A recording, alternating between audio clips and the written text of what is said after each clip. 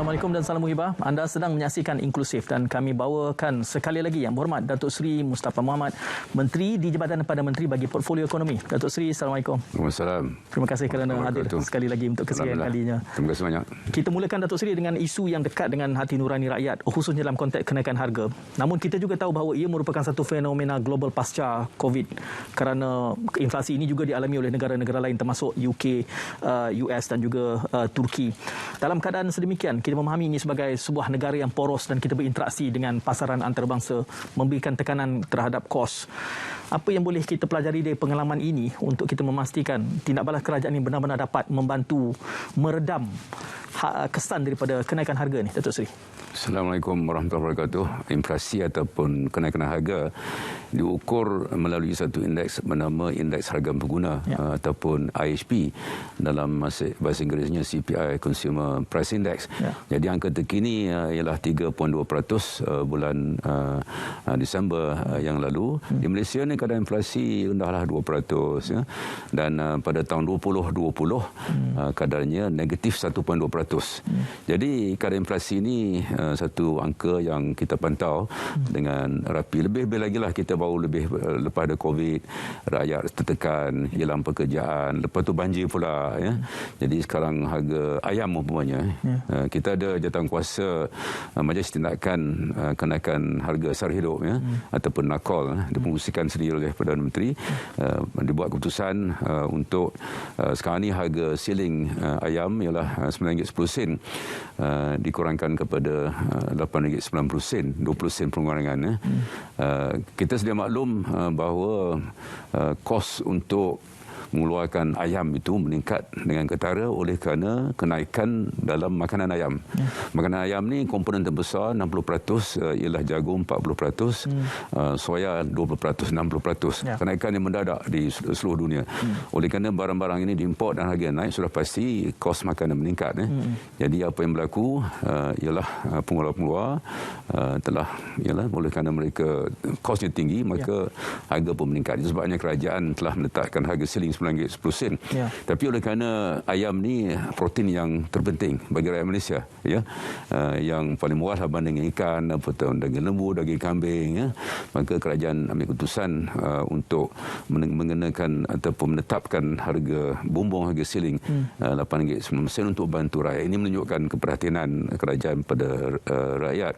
Selain itu juga ada program jualan keluarga Malaysia yang kerajaan sudah memutuskan, kalau sebelum ini bulan Februari ni habis. Sekarang ini kerajaan sudah putuskan untuk melanjutkan program tersebut. Jadi inilah tindakan-tindakan menunjukkan keperhatian kerajaan.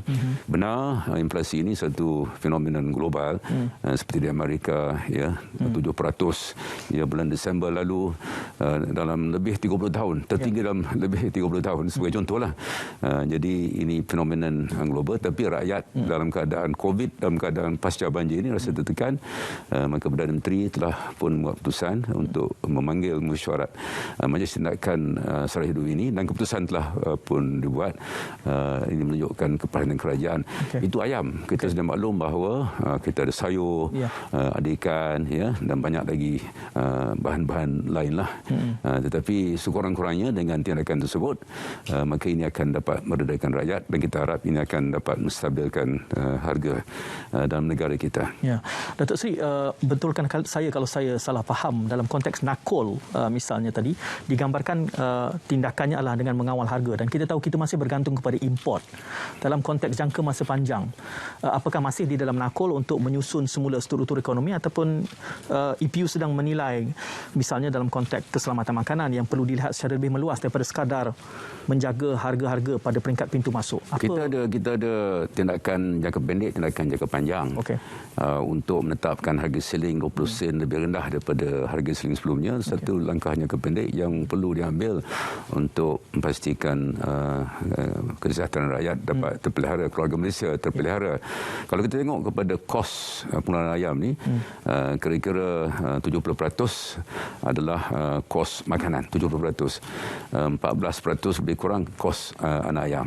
Jadi dalam konteks jangka panjang, jangka panjang perlu kita lihat cara-cara, kaedah macam mana untuk kita mengurangkan kos. Kerana kalau kos tu tinggi, tak turun lah daripada kos harga jagung dan juga soya sekarang ini, sudah pasti ia akan terus berada pada tahap yang tinggi.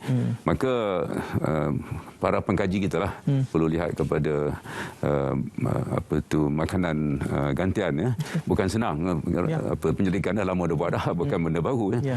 Tapi umpamanya kita ada PKC, mana PKC ini daripada kelapa sawit umpamanya, yang boleh digunakan sebagai gantian kepada.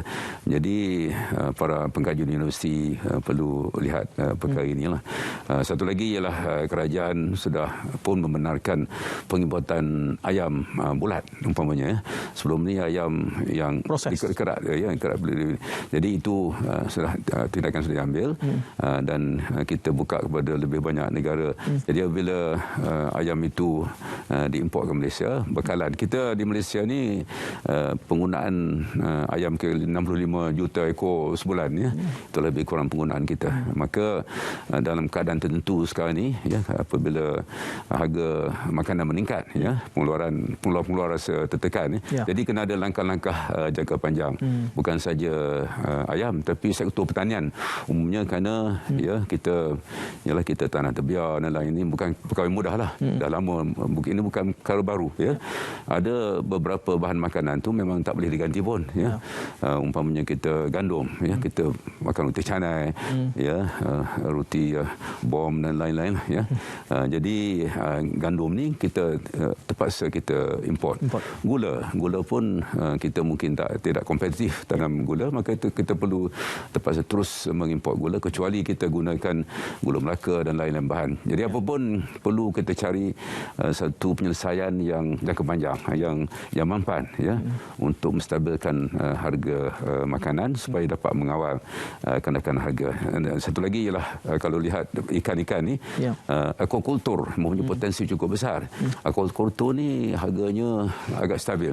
Ikan keli, ikan patin, ya, ataupun ikan tilapia, ya, sekitar, kalau ikan keli itu RM8, ikan tilapia mungkin RM10-12, patin RM12-13. Jadi agak stabil kalau kita bandingkan ikan kembung ke ikan tenggiri ke umpamanya, ikan senangin ke, harga itu turun naik. Jadi itu antara langkah-langkah jangka panjang. Jadi membiasakan rakyat kita makan umpamanya ikan air tawar yang harganya lebih stabil daripada ikan laut. Ikan laut ni banyak bergantung kepada tangkapan, dan tangkapan pun semakin lama semakin mengecil, ya, tangkapan laut ni.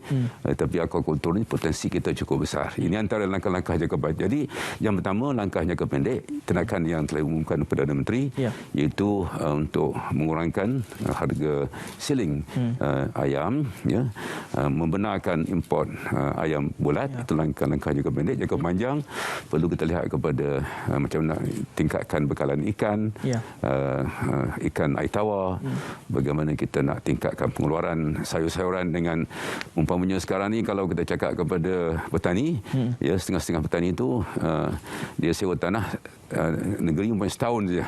Ya, kalau 5 tahun 10 tahun, maka dengan adanya ketentuan itu mungkin bekalan sayur akan bertambah. Ini dapat menstabilkan harga sayur. Ya.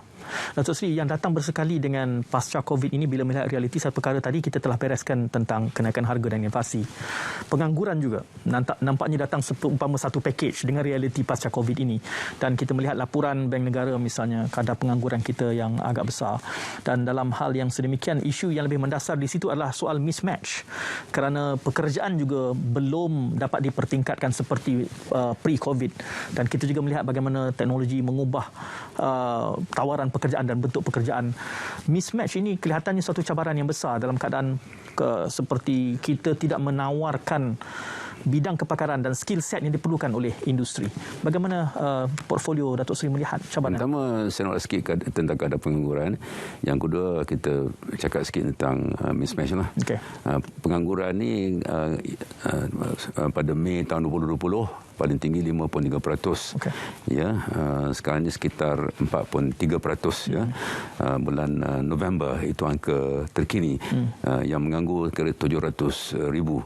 Jadi COVID ini memberi kesan, ya, apabila tutup ekonomi kita sebahagian daripada tempoh tersebut, apabila syarikat-syarikat tutup, sektor pelancongan terkesan, sektor penerbangan terkesan dengan teruk, maka ramai yang menganggur. Ya. Jadi sekarang ini alhamdulillah, ya, kita yakinlah apabila ekonomi ini pulih bulan November ialah 4.3. Kita yakin tahun ini mungkin stabil di sekitar 4% lah, itu jangkaan kita dengan pemulihan ekonomi 5.5 hingga 65% itu, maka ada pengangguran akan berada di sekitar 4%. Itu secara umumnya. Tapi kalau kita pergi kepada mismatch tadi, mismatch ini biasanya dirujuk kepada para graduan universiti umpamanya. Ya. Sekarang ini kalau mengikut perangkaan terkini terdapat lebih 160,000. Itu angka rasmi, mungkin lebih lagi yang sebenarnya mungkin di bawah ni, tapi mengikut angka rasmi 165,000 lah bilangan siswazah yang menganggur pada masa ini. Ya. Jadi isunya mismatch ini bermakna graduan ada kelayakan tentu, mungkin dia engineer umpamanya, bidang tertentu, dia kerja dalam bidang lain, ya. Ataupun kalau graduate ni kita kata pekerja mahir lah, tapi dia kerja bidang yang tidak sesuai dengan kelayakan. Jadi itu mismatch. Ya. Satu lagi aspek mismatch ialah keperluan industri itu berbeza dengan apa yang dikeluarkan oleh Tibet umpamanya. Ya. Masih lagi masalah dalam negara kita ni. Ia akan menjadi masalah. Kalau talent, bakat itu pentinglah untuk menjana peluang pekerjaan. Jadi ini perlu ditangani. Ya. Dengan kita ada satu Tibet Council, fungsi kepada menteri, harus ada satu penyelesaian yang mampan. Ya. Dan satu cara nak selesai ialah untuk menarik pelaburan lebih banyak lah. Tahun lepas pelaburan meningkat dengan mendadak, 220 bilion luluskan oleh MIDA. Jadi sekarang ini kita perlu pastikan pelaksanaan projek di MIDA ada pacu satu institusi untuk menjadi pemangkin kepada pelaburan luluskan ini. Jadi ini perlu mana kena pastikan projek-projek luluskan oleh MIDA itu laksanakan. Ya. Itu satu sudut. Satu sudut lagi ialah kita nak jadi sebuah negara berpendapatan tinggi 2025. Ya. Mana gaji kita perlu naik, ya. Seringkali kita dengar rintihan daripada para graduan, ya, yang menerima gaji RM1,500, RM2,000 dalam khususnya yang bekerja di Kuala Lumpur, ya. Ya. Dengan RM2,500 itu tertekanlah walaupun kita seorang bujang. Jadi maknanya jangka panjang, ya, bukan panjanglah, sederhana dan panjang, perlu kita tingkatkan pelaburan yang berkualiti. Dan itu menuntut kita untuk bekerja sungguh untuk menjadikan Malaysia sebuah negara yang lebih kompetitif, ya. Alhamdulillah lah tahun lepas pelaburan cukup membanggakan, dan kita ada Infineon umpamanya mengumumkan pelaburan tinggi, sebuah syarikat Horizon daripada China umpamanya ada pengumuman, ya. Jadi tahun lepas tu alhamdulillah. Jadi tahun ini kita perlu pastikan apa yang dihasratkan itu terlaksana tahun ini. Dan perlu juga, ya, institusi pengajian tinggi kita, kalau kita bercakap dengan institusi pengajian tinggi, mereka menyatakan mereka mampu untuk mengeluarkan keperluan industri, tapi kita cakap pada industri pula, dia kata tak begitu. Ya. Bila mereka ada bidang-bidang tertentu dalam bidang IT yang specialized umpamanya, dalam cyber security ke artificial intelligence ke big data analytics umpamanya, yang syarikat-syarikat melabur dalam negara kita, mereka mengatakan mereka tak cukup kepakaran bidang. Jadi itulah antara mismatchnya. Mismatch antara keperluan industri dengan apa yang dikeluarkan oleh TVET kita, mismatch antara graduan yang dikeluarkan oleh universiti dengan pekerjaan yang mereka perluhi di luar sana. Ya. Mismatch dari segi gaji yang rendah, gaji permulaannya. Ini isu-isu yang struktural, sebahagiannya sebab oleh COVID. Ya. COVID dah maju lah. COVID ni hampir 2 tahun, ya. Ya. Maka bila ekonomi ini pulih, ya, insyaAllah, ya, peluang pekerjaan akan bertambah. Tapi yang menjadi keutamaan, kerana kita 2025 dia berharap ke 12 nak jadi sebuah negara berpendapatan tinggi. Ya. Dan tinggi bermakna produktiviti kita, dari segi kemahiran kita, kelayakan kebijakan kita, pelaburan dalam negara kita. Itu sebabnya sekarang ni kita rasa kita ialah untuk menarik pelaburan yang berkualiti. Berkualiti mana teknologi yang tinggi, kemahiran yang tinggi yang membolehkan syarikat tersebut membayar gaji yang lebih tinggi. Kita tak mahu umpamanya talent, bakat kita keluar negara mencari peluang pekerjaan. Kita sebaik mungkin nak yalah yang keluar tu akan ada dalam sebuah dalam dunia yang global ini. Tetapi kita nak pastikan bahawa lebih ramai rakyat Malaysia yang belajar dalam negara ataupun belajar dalam negara bekerja dalam negara kita. Itu menjadi matlamat kerajaan. Itu menuntut kita untuk meningkatkan pelaburan yang berkualiti, menuntut kita untuk pastikan bahawa institusi kita mengeluarkan graduan untuk memenuhi keperluan industri. Datuk Seri menyebut tadi soal sasaran kita 2025 untuk menjadi negara berpendapatan tinggi. Kalau tak salah saya, akhir tahun lalu Datuk Seri menimbulkan soal tindak balas kita bagaimana menangani miskin tegar. Kerana threshold kemiskinan kita juga sudah dilihat dan dikaji semula. Jadi ini suatu cabaran untuk kita mencapai status pendapatan negara berpendapatan tinggi. Di waktu yang sama kita masih lagi ada fenomena miskin tegar yang juga menjadi cabaran hambatan kepada Malaysia, Datuk Seri. Tema RM ke-12 ialah keluarga Malaysia makmur, inklusif dan mampan. Makmur kita tahulah, tambah pendapatan, pekerjaan berkualiti. Inklusif maknanya kita berkongsi kekayaan. Maknanya kita tak mahu jurang antara yang kaya T20 yang tinggi itu dengan bawah ni cukup besar. Kita nak pastikan bahawa di antara kawasan-kawasan di Malaysia, Pantai Timur, Semenanjung ke Sabah, Sarawak dan kawasan lain. Jadi itu menjadi matlamat kita, nak kurangkan jurang. Tapi dalam konteks miskin tegar, bermakna kalau ikut ukuran sekarang lah, mengikut pendapatan 2019, keluarga suami isteri dan 2 orang anak, 4 orang itu pendapatan keluarga ialah 1169. Jadi mana-mana keluarga yang mak dan ayah dan 2 anak pendapatan bulanan 116 ke bawah definisi sebagai miskin tegar. Jadi matlamat kerajaan ialah 2025 nak hapuskan miskin tegar. Yang betul-betul miskin ni, maknanya cukup-cukup makan. Jadi ini satu agenda yang cukup besar bagi negara kita dan kerajaan sudah pun bersetuju. Saya sudah pergi kabinet secara prinsipnya dan bulan 3 ni kita akan mantapkan strategi. Bulan April kita jangka nak laksanakan projek ini. Projek ini berfasa. Fasa pertama ini kita sedang memilih 80 lokaliti seluruh negara. 80. Sabah 10, Sarawak 10 dan 60 lagi tu di Semenanjung, Orang Asli, ada miskin bandar, luar bandar, pelbagai kaum lah. Jadi ini menjadi perjuangan kita. Jadi tak guna kita jadi negara maju berpendapatan tinggi, ramai yang miskin tegar. Miskin tetap ada, mana negara pun. Negara maju ada miskin, semua di seluruh dunia ada miskin. Tapi yang kita cakap ni miskin tegar. Miskin tegar maksud pendapatan tu cukup-cukup makan lah. Kesihatan tak sempurna, rumah tak sempurna. Itu menjadi matlamat kerajaan hari ini daripada pimpinan dan menteri kita. Menjelang 2025 kita nak hapuskan miskin tegar. Jadi sekali lagi nak tekankan bahawa tak ada gunanya kita mendabik dada sebagai sebuah negara yang hebat, yang maju, yang berpendapatan tinggi, tetapi ramai yang miskin tegar. Jadi kita sudah pun berbincang dengan semua kerajaan negeri dan kerajaan negeri berminat untuk menyokong kita dan kita menghadapi beberapa cabaran lah. Yang pertamanya nak pastikan bahawa yang strategi yang kita laksanakan itu menepati. Kita nak tambah pendapatan ni. Dia bukan dalam bentuk bantuan kebajikan, itu dah ada kementerian. Akan teruskan. Inilah untuk tambah pendapatan. Program ekonomi, nak tanam sayur ke, nak beli ikan ke, kambing ke, nak berniaga ke, nak tanam cendawan ke, nak tingkatkan kesihatan juga pendidikan. Jadi ini cadangan kita ialah program ini ialah untuk 2 tahun. 2 tahun ni rintis, ini fasa pertama ni.